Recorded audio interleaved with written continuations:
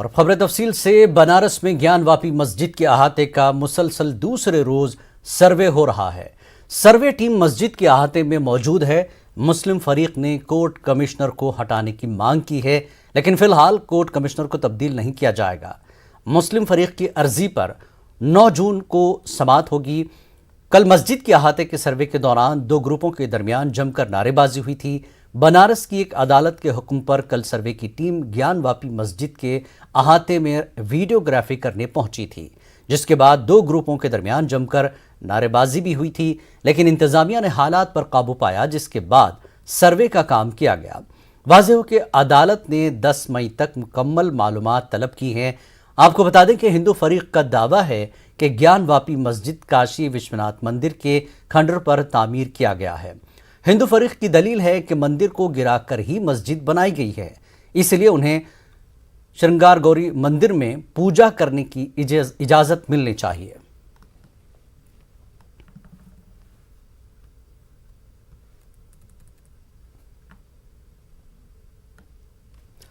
इमाम सरबराह असदुद्दीन अवैसी ने ज्ञानवापी मस्जिद के अहाते के सर्वे की मुखालफत की है। असदुद्दीन अवैसी ने सर्वे पर कई सवाल खड़े किए हैं। मोदी सरकार ये जानती है कि जब बाबरी मस्जिद सिविल टाइटल का जजमेंट आया, उसमें उस जजमेंट में यह कहा गया कि 1991 प्लेसेस ऑफ वर्शिप एक्ट को उन्होंने basic structure of the constitution से जोड़ दिया।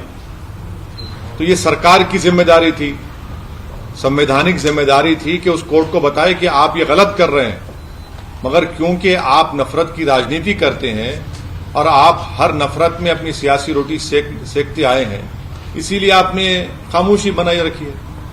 वो बताए ना, बीजेपी बताए कि क्या वो 1991 places of religious worship act को मानती है, नहीं मानती है। मानना पड़ेगा, पार्लियामेंट से एक्ट है और सुप्रीम कोर्ट ने उसको कहा कि basic structure of the constitution से जुड़ा हुआ है। अगर ये मसले को तूल कोई दे रहा है तो वो बीजेपी दे रही है और संघ परिवार दे रही है। कानपुर में बीजेपी के रुकने पार्लियामेंट मनोज तिवारी ने मीडिया से बात करते हुए असदुद्दीन अवैसी पर हमला बोला। उनका कहना है कि ज्ञानवापी मस्जिद में जो भी हो रहा है वो अदालत के हुक्म पर हो रहा है और इस पर अवैसी सवाल उठा रहे हैं। देखिए, मैं ओवैसी जी को कई बार संसद में एक कानून की जो किताब होती है उसको लहरा लहरा के बात करते हुए देखा हूं कि संविधान से चलना चाहिए, संविधान से चलना चाहिए। आज जब सुप्रीम कोर्ट का ऑर्डर है तो उनका संविधान कहां चला गया है? ये ऐसे डबल स्टैंडर्ड के लोग हैं। ज्ञानवापी मस्जिद के वीडियो का आदेश माननीय कोर्ट ने दिया है, माननीय न्यायालय ने दिया है, और उसके ऊपर अगर कोई टिप्पणी करता है या नानुकुर करता है तो वो निश्चित समझ लीजिए कि दाल में कुछ काला। जमशेदपुर टाटा स्टील प्लांट में हुए धमाके के बाद 2 मुलाजमीन जख्मी हो गए हैं। प्लांट में धमाके से आग भड़क उठी। हादसे में जख्मी हुए अफराद का TMH अस्पताल में इलाज चल रहा है। इत्तलात के मुताबिक किसी जानी नुकसान की इत्तला नहीं है। ताहम आग बुझाने के लिए कई फायर टेंडर्स मौके पर पहुंच गए, मगर अब तक आग पर काबू नहीं पाया जा सका है।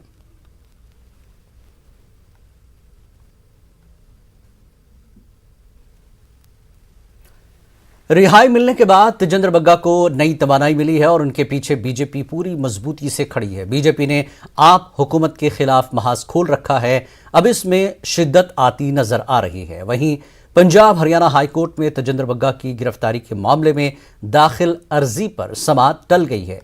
अब 10 मई को समाअत होगी।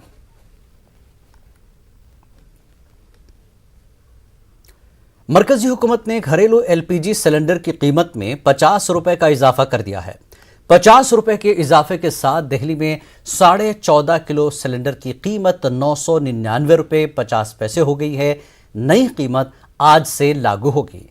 इससे कबल 1 मई को 19 किलो के कमर्शियल LPG सिलेंडर की कीमत में 102 रुपए 50 पैसे बढ़ा दी गई थी, जिसके बाद कमर्शियल सिलेंडर की कीमत 2355 रुपए 50 पैसे हो गई है। एक जानिब आवाम पेट्रोल और डीजल की कीमतों में इजाफे के बोझ तले परेशान हैं, तो दूसरी तरफ पकवान गैस सिलेंडर की कीमत में इजाफे से आवाम के माली बोझ में मजीद इजाफा कर दिया है। ये तो बहुत मुश्किल है क्योंकि आजकल के हिसाब से जो है महंगाई एकदम से बढ़ती जा रही है। हर चीज़ का दाम जो है एकदम बढ़ ही जा रहा है। कुछ भी चीज़ें कम तो होने को है नहीं है।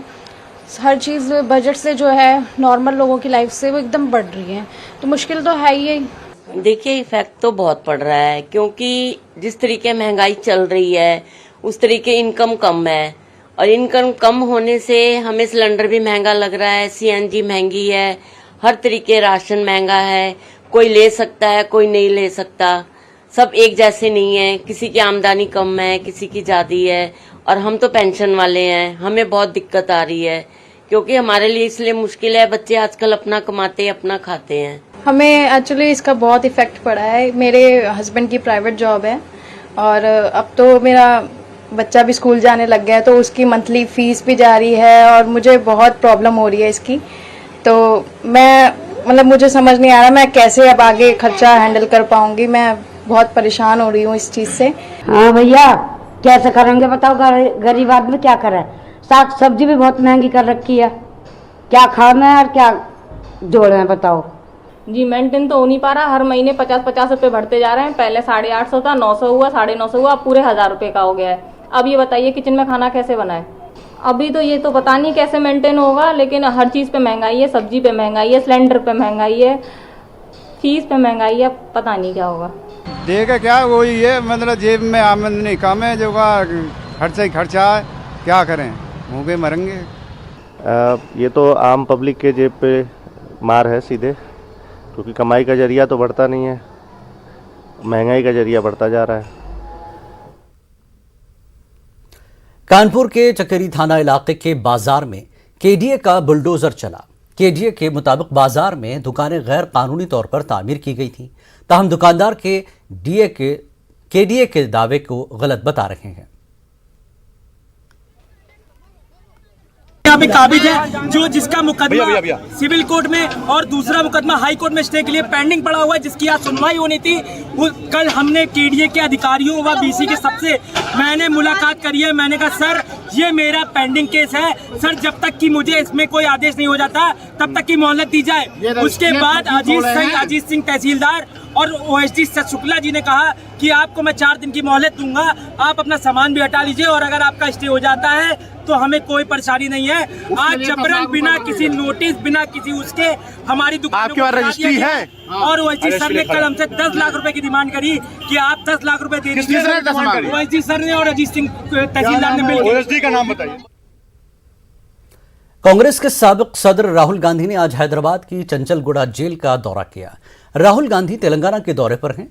उन्होंने अपने दौरे के दूसरे दिन जेल में कैद कांग्रेस की तलबा तंजीम एनएसयूआई के लीडरों और कारकुनों से मुलाकात की।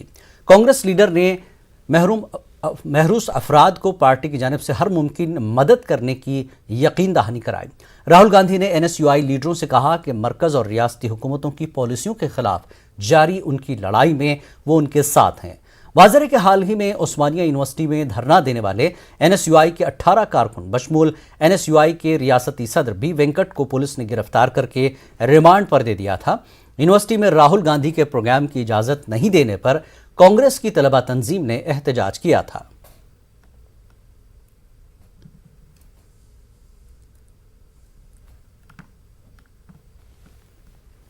गाजियाबाद की निवाड़ी पुलिस ने एक ऐसे नौजवान का पर्दाफाश किया है जिसने सीरियल क्राइम पेट्रोल के तर्ज पर नामालूम नौजवान का कत्ल करके सुराग मिटाने की कोशिश की थी। 21 जून 2021 को मुलजिम अजय उर्फ अजीत ने मुजफ्फरनगर जेल से फरार होने के बाद एक नामालूम शख्स को कत्ल कर दिया था और लाश को जंगल में फेंक दिया था। 2021 को निवाड़ी के जंगल में थाना निवाड़ी में एक अज्ञात व्यक्ति का अधजला शव मिला था। शव की फोटो, उसके कपड़े और उसके जूतों को देखकर श्रीमती कविता और उसके दोनों लड़कों ने इसकी पहचान अपने पति अजय उर्फ अजीत के रूप में की थी। शव का जो है डीएनए परीक्षण कराया गया तो इसका मिलान जो है अजय उर्फ अजीत से नहीं हो पाया था। विवेचना से यह पता चला कि यह पूरी प्रक्रिया एक षड्यंत्र के रूप में अजय उर्फ अजीत, उसकी पत्नी और दोनों लड़कों ने की थी। यह भी उल्लेखनीय है कि अजीत उर्फ अजय मुजफ्फरनगर जनपद से एक मर्डर के मुकदमे में जेल से फरार अपराधी।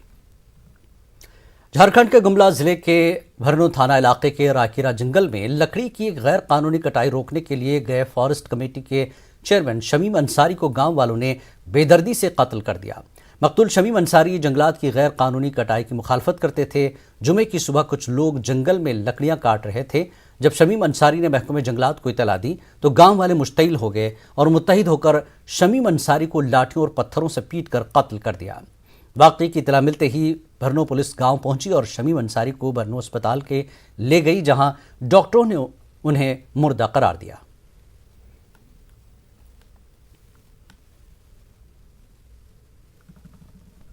खबरनामे में फिलहाल इतना ही। आदाब।